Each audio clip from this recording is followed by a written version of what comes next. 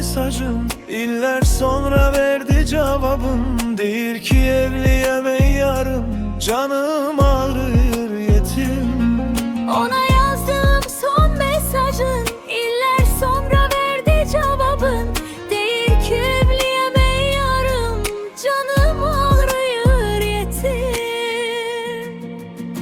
Ona bağladım yürek, böyle olmazdı gerek. Mənə olmayır kömək, canım ağrır yetim. Ona bağladım yürek, böyle olmazdı gerek. Mənə olmayır kömək, canım ağrır yetim.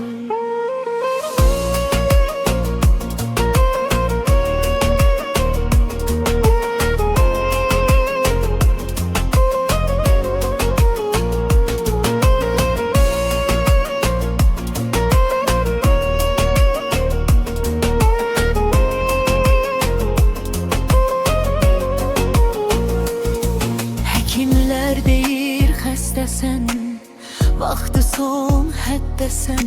Bəlkə də son nəfəsdəsən, canım ağrıyır yetim. Ona bağladım yürek, böyle olmazdı gerek. Mənə olmayır kömək, canım ağrıyır yetim. Yaşatır gedir, Yaddaş itir gidir, şair ölür gidir.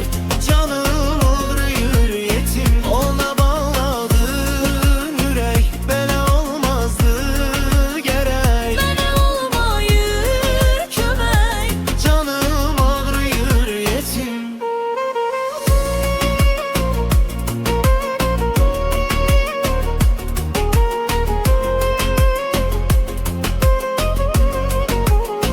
Canım